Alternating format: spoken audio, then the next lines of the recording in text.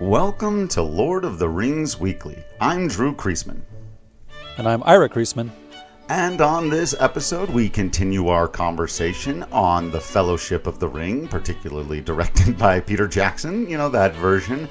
And when last we left our heroes, we had an epic confrontation between the wizards Gandalf the Grey and Saruman the White, at the end of which Saruman imprisoned Gandalf at the top of his incredibly evil-looking tower of obvious turncoatedness. And so Gandalf, who we know, of course, had sent the young hobbits Frodo and Sam out on an adventure to Bree, where he said he would meet up with them at the Prancing Pony, is now in prison. And so we catch back up with where he had left our hobbits, and Sam and Frodo have still not quite gotten to the super scary, terrible part of the adventure. They're still wandering out of the beautiful greenery of the Shire. And Ira, we get this really cute moment pretty much right away. We're just kind of in the bigger farmland. The crops are getting taller, and they're taller than the hobbits now. And for a second, Sam loses Frodo, and he freaks out. Yeah, have you ever gone out into a cornfield and gotten lost? Because it's absolutely possible. Oh yeah, and once you're there, it's terrifying because you have no idea which direction is which.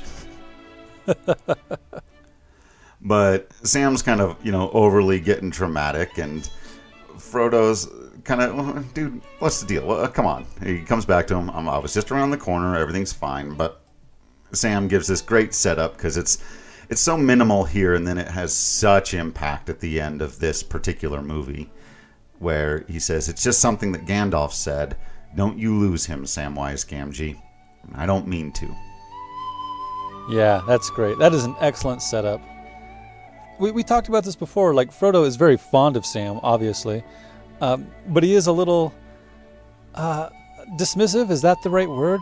Maybe that's too harsh. At times, though, a little bit. He treats him like someone who works for him and who's a little bit silly and a little bit lesser than. Even though they are great friends, it's a weird kind of dynamic that I think, again, having watched some videos on the history of it, was kind of common of the working class in Britain at the time, and what Tolkien was kind of trying to mirror there was the way that Sam is very much Frodo's employee. Right. But I feel like that shifts over the three movies, Of course, right? But by the end, he stops. Yeah. And they are also very much friends, right? And I think we've all had some relationships like that in our life where we work for someone or with someone, but ultimately the friendship extends beyond that. And I also love that Sam is taking very seriously the fact that the Great Wizard gave him a task as well. We focus so much on the fact that Gandalf entrusts Frodo, take the ring to Mordor, and how that is eventually, for now, just to Bree. But his task is take the ring from point A to point B. Sam's task is look after Frodo. Yeah. Don't you lose him, Samwise Gamgee, and I don't mean to. Oh, it's so beautiful. And Frodo says, Sam, we're still in the Shire. What could possibly happen? Which, speaking of setups, man, Pride this one's paid off immediately. Literal fall. The literal fall. They're fallen into. They're going to literally run into the two troublemakers, the fools of this particular adventuring party, Merry and Pippin. Who are out here robbing Farmer Maggot? I guess so, yeah. Yeah, what a bummer of a name, too. Right? Farmer Maggot. How terrible. I'm sure he's got a long... Middle-earth scholars are going to know Farmer Maggot's long history also. Sure. And his father before him. Indeed, right? Everything has it. And then we get this hilarious scene where they have to run away from the farmer, and Merry says, we only stole a couple of carrots, and then Pippin lists all the other things. Some cabbages, a few bags of potatoes. A couple weeks ago, we got something else. It's been a long... Look, this has been a heist. It's been a bit of a caper, if you will. I love it. So Frodo and Sam then are immediately caught up in... Because they can't possibly say, look, Farmer Maggot, I know you've got your big old scythe right here, but we have nothing to do with this. They are also now on the run. Right. And as becomes clearer in the extended editions, and again, book readers would almost certainly have known, they are family. They're basically like cousins. are Merry. Oh, yeah. So once they're in trouble, they're all in trouble, right? And they have to run off, and this is their first little bit of adventuring, and it's running away from, it's like the level 1 boss in the RPG, right? It's not, we'll get to the ring wraiths, but first you got to run from Farmer Maggot and his scythe, and they fall down the hill and land on some carrots, and it's very funny and cute for a scene where they're running for their lives, sort of. Presumably Farmer Maggot's not about to murder them, but you never know. Presumably, but definitely give them what for, as they say. So there's a moment where they're all picking themselves up, and then somebody notices, hey, mushrooms. And we're reminded again that the hobbits are really centered on their creature comforts. Because even Sam, who is absolutely fed up with a brandy buck and a took, is like, oh, yeah, like rushes over there first. Yeah. So now the three of them are huddled around the mushrooms. They're deciding which ones to pick, and this is a good one. They're putting them in the sack. But Frodo is distracted. Yeah, and then the fun running away adventure becomes the very scary running away adventure. Yeah. And much like Nausicaa of the Valley of the Wind, Frodo can sense something is wrong. Right, because he's got the connection. Well, he's got the ring. Right. So it's, time to get off the road, and they run, and we get this sort of classic scene. And I keep saying that, but they're all, aren't they all? Or most of them, right? At this point, yeah. And that was one of Gandalf's very clear instructions, stay off the roads. Right. Which is why they're cutting cross country. And then we see a Dark Rider in all of its magnificence, and filmed in all the brilliance of Peter Jackson, and all of the ways in which it'll still stick in your nightmares, and clearly like looking for them, right? And Frodo's doing the thing where he closes his eyes and reaches for the ring, and the music gets more and more intense, Yeah. So they're huddled down under that big tree root. Right. And there's a part of me that's like, why doesn't the ring wraith just look under the root? Totally. But I guess like they can sense the ring. They know it's around, but they don't know right where it is. Right. And I have, especially the older I get, that thing is right there where I looked 5 or 6 times already. So like I can give it a bit of a pass. Totally. Plus it's just a really cool shot, like you were saying. Yeah. Because they're underneath and the thing is looming over, and yeah, it's really interesting, and we get more of the ring exerting its will over Frodo. Yeah. Like he's not supposed to put it on, and he knows that it's supposed to stay in the pocket. Right. But he pulls it out and he's fiddling with it. Yeah, like he's thinking about putting it on, and decides no, that just doesn't quite here. But we get, our first sense that that's going to be where he goes in a time of trouble. But like you said, it's maybe a little cartoonish a bit in its pragmatic execution, but boy, does it look incredible, and they manage to evade the ring wraith. Yeah, some of the other hobbits show a little bit of like I said, the other boys are kind of the fools of the party, but they show some quick thinking here, because Merry takes that bag he's got of the stolen goods, right? This is his food, right, and sacrifices it by tossing it off to the side so the rider will be tricked for a moment and they can run off. Right. There are a lot of really subtle ways in which Merry and Pippin show that they're much more than, as we were talking about, just the fools and the comic relief, though they are that as well, including Merry immediately putting some context clues together here. And, he starts to interrogate Frodo. He says, that Black Rider was looking for something or someone. And I think he maybe saw Frodo fidgeting with the ring a little bit. It's just, Frodo, what's going on? And, Frodo says, I have to leave the Shire. Sam and I have to go to Bree. He explains. And Merry, again, we were talking about earlier when Frodo gets his 4-word sentence where he becomes a warrior of light. Merry becomes a warrior of light in this moment, right here. And Pippin as well. Pippin only gets 1 word. His is a little bit more cowardly. But upon hearing that Frodo and Sam have been tasked with this very dangerous mission, after having just sacrificed the food they've been stealing and seen the terror of the ring wraith, Merry simply says, right, Buckleberry Ferry. Follow me. Like, I know the best way to get there. I'm taking you, my kin. This sounds important. I have no further questions. Let's go. Merry and Pippin freaking rule. Yeah, they're great.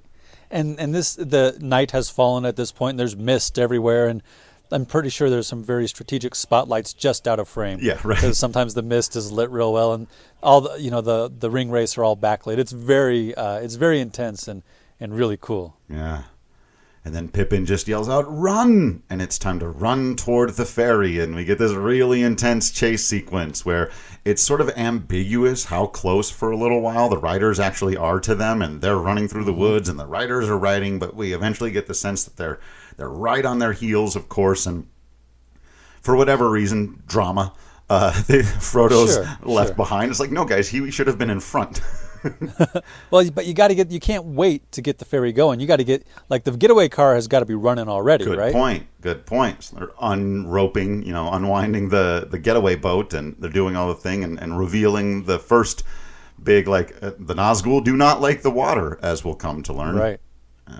Right. So if I recall correctly from the books, one of the reasons they go to a hobbit to be a burglar for the hobbit is because hobbits are especially well known for being not sneaky necessarily, but they're really good hiders, right? So hiding under that tree root was a big deal. They're really good at hiding. But also, they're slippery. You can't catch them easily. That's kind of part of the point. Right. And the other thing I think about when I see this scene is Wheel of Time. I think I said last time that Robert Jordan was not at all shy about how much he borrows from the first part of Lord of the Rings.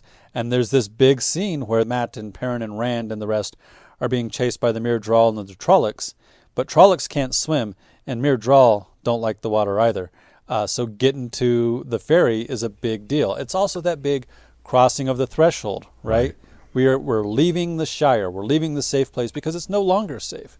And so, crossing a river that evil can't cross is a really big symbol, and I love the way it's done here. Yeah. Also, all the names in the Shire are lovely. Brandywine Bridge, Buckleberry Ferry. Right. Just the Shire is an excellent name. Yeah. But now we're off to Bree, and it is raining more than it could possibly rain. All of the Shire was beautiful and lovely and green, and now we get to Bree, and it is muddy and dark and pouring rain and kind of gross. Yeah. The lands of man are just not as nice as the lands of the hobbits. Right. And, they meet this poor gatekeeper right away. Oh, yeah. This poor guy. This poor dude. Does not deserve his fate. Kind of gives him the eye. What the hell are 4 hobbits doing here? I love that he opens the top door first, and then he closes it and opens a lower door. Yeah. Because they're used to hobbits coming through, but sure. There's got to be an extra one. That's a nice touch. Right. And I love that Frodo apparently knows enough about the world, maybe from talking to his uncle, that he's able to adopt, kind of a colder language and tone right away, and remembering that, he's on a secret mission and not wanting to give away too much information. I love that he just says, we wish to be at the inn. Our business is our own. Yeah. And the poor gatekeeper, man. All right, fine. It didn't mean any offense. Job is to question, Nobody ever pays the gatekeeper. Just the old man out here. Don't worry about me. Be in the rain till the next person comes by. It's also obvious, even if hobbits come to town enough, that there's an extra little security gate thingy for hobbits. Right. People are not used to it. They barely notice them. They almost get trampled a couple times. Mm-hmm. Mm-hmm. Yeah, there's this really great scene as they get to the inn where the human beings, again, just seem kind of impossibly tall, and everyone around them, and they feel so small. And so, you said the Shire was not only green and beautiful, but it was very open and spacious. And now this is very claustrophobic and cramped, and there's people everywhere, and it's dark and muddy and all those things you said. And yeah, but there's a certain warmth that comes once they finally get to the inn, and we get a little bit more fun stuff along with the dark and scary.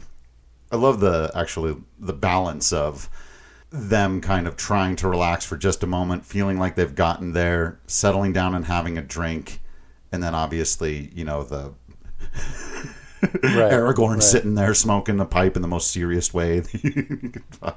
Right. Just looking- And a lot of the humans are like giving them suspicious looks or, Yeah. or acting somewhat suspiciously. And I don't know if that's meant to be that they're actually getting suspicious looks or if Sam and Frodo, especially Frodo, because wearing the ring he'll get slowly more and more paranoid. Right. But I don't know if it's meant to be that they're actually getting those looks or if they feel like they're getting those looks, right? Right. Yeah, like you talked about the lens of the storyteller. And so, but the bartender welcomes them in, and Frodo introduces himself as Underhill, Mr. Underhill. Yeah. That's a word that you see a lot in Celtic folklore, because going under hill is going to the lands of the ferry. Oh. There's a book of short stories by Charles DeLint, I think it is, called Under Hill and Deeper Still, about going into the lands of the ferry and piercing the veil and going beyond. And yeah, so I've always liked that as a faux surname for Mr. Baggins. Yeah.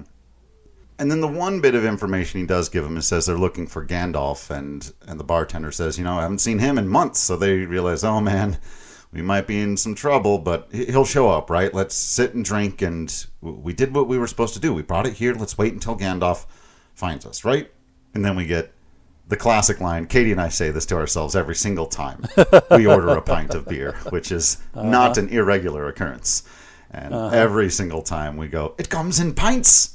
The hobbits are so excited that is great. at the sizes of the beer. Well, and Sam sort of takes on the role of Team Mom here, where he says, "You've had a whole half already." Yeah. A whole half is a great Hobbit phrase, too. Like 11-1 and ain't dropping no eaves. You've had a whole half. And then Sam, again, like you said, kind of being alert here, looking around the room, observing, says, that fellow's done nothing but stare at you since we've arrived. And they look over at one of the most beautiful men. No kidding. Even like stubbly and in the dark and like smeared with mud, Viggo Mortensen is very handsome. Yeah. And we actually don't even get a great look at his face here. This is just like he's hooded and he's, like I said, kind of smoking the pipe. And I will say, I've actually come to this very controversial conclusion. Aragorn is top pipe smoker. I'm sorry, Gandalf, and I'm sorry, Ian McKellen, but Viggo Mortensen's pipe smoking in these movies is off the chain. He's like, he makes it look like the coolest thing anyone has ever done. There is a lot of, and I recall from the books, like pipe smoking is almost a sport. Right. Can you blow the rings? Can you make shapes and whatnot? Right. And almost all of them smoke too. We'll see Sam and Frodo smoking now and again. Right. And considering how smoking is viewed in our country these days, I mean, you had to do it just because it's all throughout the Lord of the Rings. But yeah, it's interesting just what a subtle emphasis is put upon the pipe smoking. Yeah. And because it's a fantasy story, it's, it's not tobacco, it's not necessarily marijuana or anything like that, right? It's going to be its own version of whatever it is, and we're not 100% sure what the effects of it are. It obviously doesn't make you so stoned you can't walk to Mount Doom, so we're fine, right? So they call the barman over, and they're asking, who's that guy in the corner staring at us? And this is where the bartender... Man, there are some great performances by... like not extras, because extras usually don't get lines, but right, these people that have very, very few little bits. And I love the bartender's delivery of this. And he goes, oh, he's one of them rangers. Dangerous folk they are, wandering the wilds. What his right name is, I've never heard. But round here, he's known as Strider. Yeah. That is Dope. an excellent ranger name. Also, that's good bartending. And so... go, Strider. Oh, that sounds really intense. Cool. So, as Frodo sits there anxiously, now being stared at by a man named Strider, and with no wizard around, he starts, fidgeting with the ring, because he doesn't know what to do. And the ring starts speaking to him. Yeah, not good. Baggins. Oh, no. How disconcerting would that be? Uh-huh. And then on top of that, we hear someone else say, Baggins, because apparently Pippin did not get the message that we were incognito, or he's had too much to drink because he's not. Well, used he's a to it Hugh coming in Halves in at pints. this point. Yeah. So he says, "Oh, Frodo Baggins, he's over there. My second cousin, once removed on his mother's side." Oh boy, Pippin. Oh, come on, man. But again, remember, Merry and Pippin are quite young. Right. Like they're basically kids going on this adventure. And I feel like sometimes people criticize them unnecessarily. I mean, it's not like it's totally unwarranted, but they are quite young, so and they be easy on them. weren't chosen for this. Right. But they did decide to help, so keep that in mind also. Right. So Frodo, realizing that Pippin is blowing their cover, sort of stands up and is kind of not sure what to do and is freaking out a little bit. And he steps back and he trips and he falls, right? And this is another classic scene that everyone who's seen it remembers. And most of the people who've never seen the movie have probably seen this. And the special effects, the behind the scenes and how they made it work. But right, the ring sort of flies into the air. Strider perks up and goes, "Was ist das?" And it flips over several times as Frodo is falling back. He reaches his hand out, but the ring, and you really get the sense that it was like Frodo's intention here to catch the ring, but the ring made sure that it fell upon his finger. Right? Yes, indeed. Oof. Just the way the ring it moves. has a will. Yeah. Yep. And then Frodo immediately disappears, and everyone goes, "What the Uh-huh. But they're not terribly put out about it because later on it's like they forget that it happened, or like nobody's looking for him. Strange things happen in these lands." Look, it's been a tough year for everybody. We're all seeing things or not seeing things. I don't know. Right. Give me another hole. Totally. And so outside, we see that the Black Riders are approaching, but they stop in their tracks, a clear indication that they can feel that the ring has been put on, right? And Frodo, this is where we get that first view of like the ghostly whites and blues and deep, weird ghost world that he sees when he puts the ring on. And then the riders start heading towards him, because that's why Gandalf told you not to put the ring on, but he didn't maybe do it on purpose. Right, yeah. I think we can forgive Frodo for this one. Yeah. And he hears the voice of Sauron. We never see Sauron in any physical form other than in flashbacks in these movies. It's pretty amazing that he is the Lord of the Rings. And he's not really in the movies the Lord of the Rings, which is great. I love it. It's interesting, yeah. Because usually if you title something and you put a person's name in the title, it tends to be about them. Not always, but it tends to be. Right? The Great Gatsby is a good example of it not being the case. Because the main character of that story is the guy who narrates the story, right? It's Nick. Right. Same idea here, right? Like it's his name in the title, but it's because he's got such an influence on everything that happens. He's the reason a lot of things happen. Right. But he's not who the story is about. But we do hear his voice, and he tells Frodo, "You cannot hide. I see you. There is no life in the void, only death." Jeez, man, a little intense.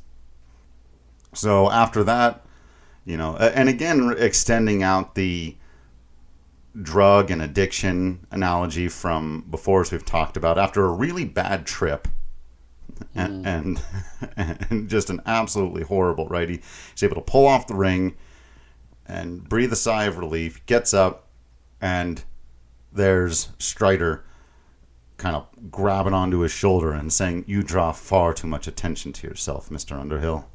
Yeah, so he heard from across the bar what Frodo named himself, so that's interesting. Yeah, right. I think it's great how subtle they are with his abilities until they eventually explain it. And then he pulls Frodo into a room that apparently he's got upstairs, presumably where he's been staying, and Frodo is, really defensive at first, as he would be. "What do you want? Why are you after me?" And Strider says, "I want a little more caution from you. That is no trinket you carry." Frodo says, "I carry nothing." And Strider says, "Indeed." I love that Frodo's like, "I don't even know." Like he knows his cover's blown. He knows. Yeah. But he's not going to give it up. Right. Yeah? What am I carrying, huh? What? And then that What do you Strider, got? and it's a great way, I think, of establishing this sort of immediate rapport that just that indeed, like that Strider's letting him know, like, no, dude, I'm not here to take it from you. Look, I know it's important. I'm not pressing you on it. Indeed, you carry nothing, Mr. Underhill. Like, I am playing along. You get it, right? And then I love this line, too, where, he makes it known. I know what is going on here. He says, I can avoid being seen if I wish, but to disappear entirely, that is a rare gift. And he throws off his hood, and this is where we really, for the first time, get the full magnificence of Viggo Mortensen. And it's like, my goodness, put it away, sir. My fiance is watching this. So I like that, Frodo asks, who are you? And Strider doesn't really give him an answer. What he does is he says, are you frightened? And Frodo gives it a moment, like, because the initial response, like the knee-jerk response would be, of course I'm not frightened. I know exactly what I'm doing. No. But what he says is, yes. Yeah. And Strider says, but not nearly enough. I know what hunts you. Oh, thanks, man. Yeah. And there's... I'm reminded of Star Wars, right? And Luke on Dagobah and getting scolded by Yoda.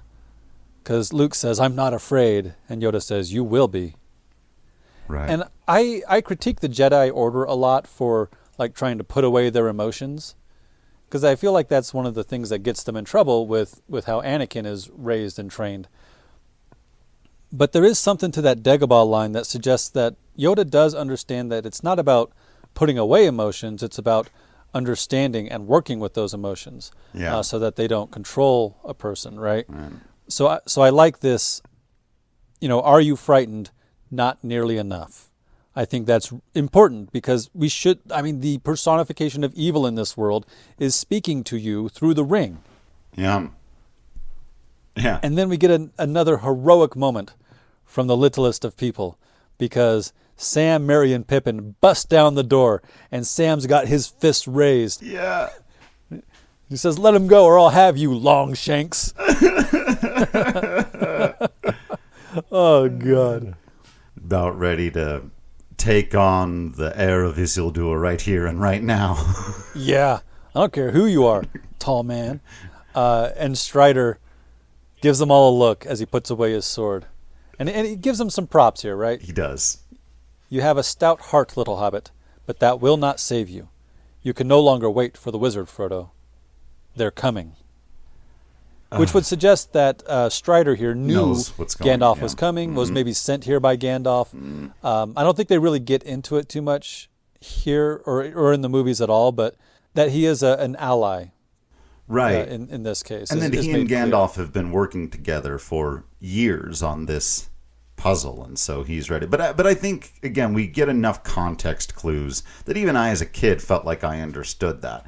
Then the bad guys show up and wreck shit. They're so rude. Yeah, they do. This is mean. We didn't have to do that. Yeah. Come on, you're here for one guy. It's because we've been watching Nazgûl of the Valley of the Wind when the Tolmekian Empire shows up and just absolutely no subtlety, just starts crushing things that are in their way, just looking for like one thing, basically. And, lands right in the vineyards. Yeah. Ugh. Right? And the Nazgûl do the same thing here. There's 4 of them. They show up. They kill the poor guy at the gate by squishing the thing. It's it's the worst death in the whole movie. I don't care about any of these other things that are just sadder. Like that poor gatekeeper didn't deserve any of this. He wasn't taking a ring anywhere. He was just going to sit there for the next person to come by in the rain. It's brutal. Knock. Yeah. And they, burst into the inn and start stabbing at the beds because they think all the hobbits are still asleep in their beds, but they are not. They've been tricksy little hobbitses. It's a cinematic trick, right? Because they focus in on the hobbits asleep, and then they show the Nazgûl climbing the stairs, and then the hobbits asleep, and then the Nazgûl walking down the hallway. So it's like, they set us up, right? It's obviously going to be a trick. Right. But it's also interesting that the ring wraiths can be tricked like that. Yeah. Again, they know the ring is around. They know where it was. They know that it's been in this room, but obviously now our guys have switched rooms. So, they're still fallible, are the ring wraiths. Right. Just like men. As these movies will remind us over and over again. Right. Humans are fallible. And the ring wraiths were once men, right? They are, again, we're not being coy about any spoilers here. The ring wraiths are the 9 men who got rings of power. Right? Remember, there were 3 that went to the elves, 9 that went to men. And look what it has done to them. But it, clearly, to your point, has not made them invincible or infallible. And in fact, here is where, when we do finally pick up and realize, no, Strider has whisked them off to somewhere else, somewhere safe. But he's explaining to them now what they are. He said, I know what hunts you. And this where he says, they were once men, great kings of men. Sauron the Deceiver gave to them 9 rings of power. Blinded by their greed, they took them without question. One by one, falling into darkness, now they are slaves to his will. They are the Nazgûl, ring wraiths, the 9, the Black Riders. Just gonna remember everyone. We got another name for Sauron here, Sauron the Deceiver. We've talked about how not only does everything have a name, most things have multiple names, including, of course, Strider, who we were just introduced to. I like that he's got that title because it parallels the way we tend to talk about the devil in Christian stories, right? Like the deceiver, the adversary, the enemy, that sort of thing. So, yeah, I mean, it's an obvious parallel to make, right? The epitome of all evil in this world. So, of course. Yeah. So he basically explains, their entire existence is to seek the ring and ends on, they will never stop hunting you. Cool, man. Yeah, that's great. So what do we do? Yeah. Well, apparently what we do is whisk off first thing in the morning to wherever Strider has taken us. And, the hobbits are sort of talking to themselves. How do we know we can trust this guy? And doesn't he look a little suspect? Frodo has this great line about how he says, I think a servant of the enemy would look fairer but feel fouler. Now, I get that we're supposed to get the sense that Aragorn looks pretty rough here, that he's battle-worn, that he's covered in mud, but look fairer than Viggo Mortensen and his perfect hair-beard combination thing going on. I don't know about all that, but thinking of older terms where you would have like a perfectly smooth-shaven face, right? That would be a fairer. Sure. There's not a lot of deodorant in this world, right? Right, if he's been out in the wilds and Bree is all muddy and closed in. Right. When we see a lot of depictions of Sauron when he looked more like just a regular man, very beautiful, Orlando Bloom looking, right? Look like the elves are very fair, right? Sure, right. But it's interesting that Frodo thinks that, the bad guys are particularly pretty and we're just the normal dirty people. That's how we know we're the good guys. Kind of interesting, right? And then just concludes, we've got no choice but to trust him. And then Sam asks the most important question, all right, where is he taking us? And then we get this great little moment, again, reminding us that Strider heard all of this talk. They don't know he's got elvish ears partly, but, that he says, to Rivendell, Master Gamgee, to the house of Elrond. And he doesn't even turn around as he says it. He just smiles, and it's just like, I'm taking you to Rivendell. And he calls him Master Gamgee. Yes, he does. Very respectful is Mr. Strider. He's so the best. When I was a kid, of course, I was more into like Legolas and Gimli and the fun characters and all that stuff. But man, is he really, really good in these movies. Whenever we talk about examples of masculinity in whatever other media or stories we're talking about, I keep coming back to Strider, to Aragorn, as just this paragon of kindness and gentleness. Like he can be the tough orc-slaying badass when he needs to be, but when he doesn't, it's Master Gamgee. It's very polite. Yeah. And I love that about him. Yeah. And then Sam gets excited, kind of. He says, do you hear that? Rivendell! We're going to see the elves! Yeah. So the audience... Who wouldn't want to... If you don't know who Elrond is, you're like, all right, okay, cool. But yeah, man, who wouldn't want to go see the elves? So as Kevin Smith once famously said, these movies are, of course, about one thing, and that is walking. There is a lot of walking. And on the walk to Rivendell, we get another classic line, and again, something that I think has become a common part of the vernacular for nerds when the hobbits are getting a little weary of the travel, and Strider saying, all right, gentlemen, again, very respectful, gentlemen, we do not stop till nightfall. Pippin says, but what about breakfast? Strider says, you've already had it. Pip says, we've had one, yes. But what about second breakfast? And the self-satisfied look on their faces, especially Pippin and Merry. Oh, yeah. It's just like, got you there, didn't we? Right. Tall man. Now who's clever? What silly person would forget second breakfast? You've just forgotten, and now we've reminded you, and it is time to sit down for some bacon. Which we have packed. Right. Let's not forget. And he just turns around and walks off, and Merry says, don't think he knows about second breakfast, Pip. And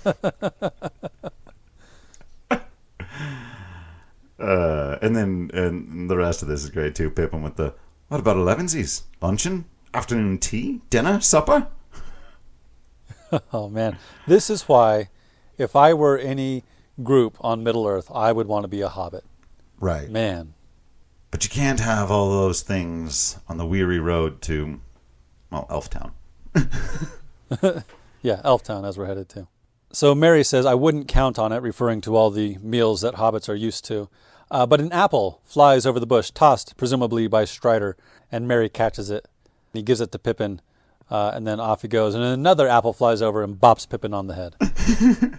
So Strider's not totally against them continuing to eat throughout the day, but we're going to have to do it on our feet, gentlemen. Nor is he beyond apple-based humor. and I find that important as well, right? He knows that they're on a serious quest, but he can't help but crack a smile and throw an apple at a hobbit's head. Come on. So we pick up and it's nightfall, and presumably they haven't had supper and a dinner, but they have gone to bed, where Saruman's just gone full caricature of an evil guy. Just no kidding. He's not cutting his fingernails anymore. Right. He's very grim. Holding the long pointy fingernails over the crystal ball, planeteer, or whatever, palantir. Not planeteers. Planeteers. That's a whole different thing, man. Our powers combined. But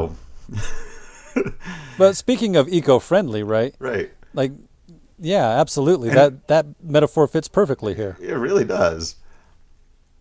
And as intense and obviously evil as this looks and is, ultimately here, Saruman's just on the phone with Sauron, his boss. Like, this is just an office call, really. When you think about it. Oh, no. Just at a time before hilarious. There were cell phones, it's just using the magic eye to check in on... they use the language and everything. It's Sauron, Lord of the Earth. Another name for this guy. Of course, they wouldn't call him Evil Master of Doom. The bad guys always pretend. No. They're the heroes of their own story, right? So just Lord Absolutely. Of the Earth. That sounds much better. Yeah, so this is his due then. Of course he's allowed to, because he is the Lord of the entire planet. And he's saying, the power of Isengard is at your command. Again, he's saying, all right, boss, what do you want? Yep. And Sauron says, build me an army worthy of Mordor. But in the black speech, so we don't even hear Sauron speak English. Again, he's very purposefully kept ambiguous. But again, build me an army, dude. Okay? Yeah. And, cool. Glad you checked in with your boss, you plebe. Bootlicker. Too afraid to face down the Lord of Evil. You got to join his side. Yeah. Ugh. Orc comes in and asks, all right, boss, what did your boss tell you? Again, is this not a metaphor for capitalism? Also? Could well be. Yeah. Over-interpreting Tolkien's work is what we're doing. I know he asked us not to, but we're not listening. But then he says, we got to build an army and all that stuff, and then we see kind of up from Gandalf's perspective. Remember, he's still in prison at the top of this tower. Like all of the destruction that is happening just around Isengard, that they're cutting down all these trees and they're throwing them into these fiery pits and stuff. And the orc says, "The trees are strong, my lord. The roots go deep." Saruman says, "Rip them all down." Yeah. So not a terribly subtle version of the nature versus industry dichotomy that we so often see in fantasy literature, but that's fine. It doesn't have to be subtle every time, right? So it's going to set up the Ents being pissed off later. Right. I also think that Gandalf being imprisoned by being put on top of the tower is actually like scarier than being put in a dungeon or something. Oh, totally. Because he's exposed to the elements. There's no safety railings, right? OSHA doesn't come along and tell Lord Sauron that you gotta, "Excuse me, Mr. the White, we need some railings up here." None of that. Dangerous. Yeah, and it's like the tower gets narrower the taller you go, right? So it's real broad at the base. That's how you can have rooms inside. But up here, it's not that big.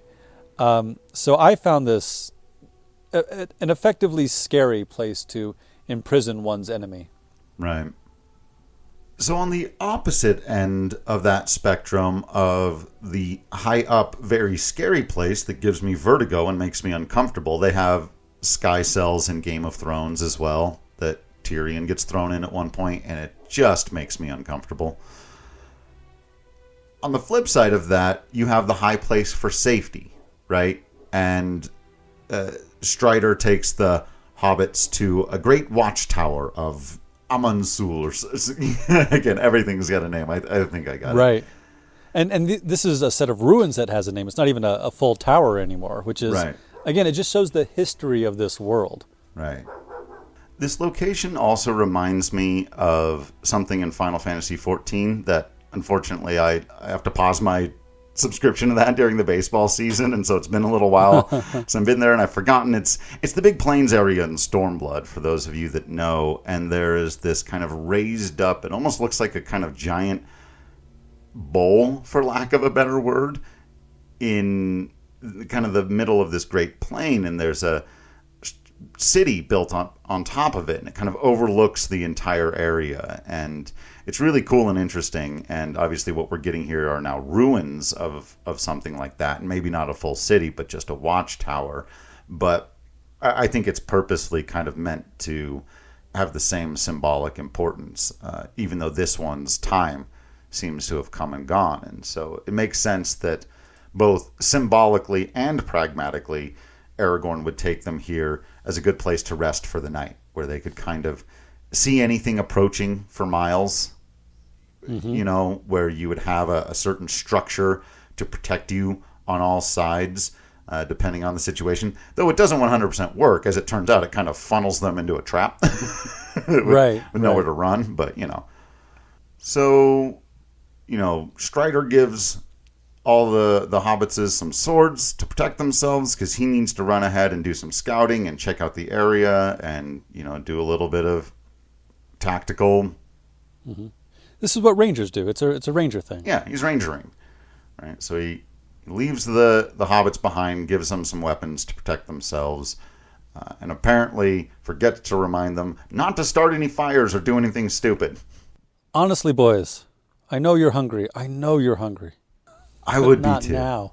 Yeah, absolutely. So, unfortunately, Merry and Pippin do start a fire trying to cook some food, and Frodo wakes up a little too late to, "What are you doing?" and puts out the fire, but we see that the Nazgûl have seen the fire, or felt it, or whatever. Right. Well, I mean, they're looking for him, right? They know they know in general where the ring is. Right. Not specifically, but in general. But if the entire landscape is dark except for that one fire off in the distance, well, I mean, come on. That's got to be it. Right.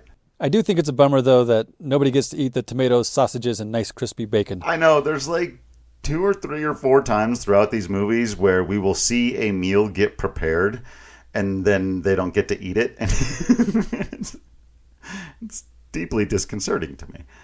Right. And it's kind of Studio Ghibli in that way, right? And Tolkien is known for his descriptions of food, and there are some people who roll their eyes at that, and I get it. If that's not what you're here for, skip over the descriptions of food, but I kind of love it that so much emphasis is put on the food and the preparation of food. I think it's nice. Right. Now, I'm not going to overly describe what happens next because, again, I think everyone has seen this and remembers, and it's really intense, and so I'm not going to go step by step through it. But, right, this is where the hobbits run to the top of the tower, the Nazgûl approach. They're all very brave in not backing down and pulling out their swords and trying to stand between them and their friend. And, you know, there's arguably some loose logic here about why wouldn't the Nazgûl just kill off the other hobbits? Like, I know that's not what they're after, so there's a reason. Sure. Well, they're only after the ring, but like they did kill the gate guard. Yeah, I'm saying. It's like they had no problem killing random people in the way earlier. So there's a part of me that thinks, yeah, they'd probably just kill off the other hobbits here. And yeah, it's a bit convenient that instead of like going in and just say chopping off Frodo's head, that he stabs him, he like pokies him in the chest or whatever, right? But on this rewatch in particular, I still don't have a great explanation for why he doesn't just take out the other hobbits. And I think that plays out slightly differently in the books, as far as I know, again, from research. But I thought through context clues they were making it clear that there was something about the ring, because Frodo puts it on, right, as they get closer. To escape them.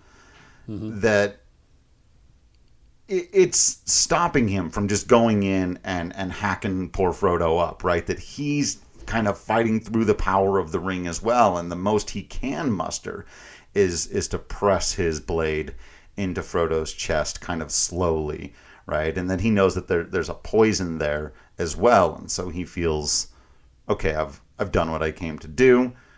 This won't take long before he's poisoned and dead, and we'll come back and we'll get the ring that way, because apparently while it's on him, I'm not just going to be able to cut his head off and take it. Again, that's, if it were a normal ring, sure, but that's not how this one works.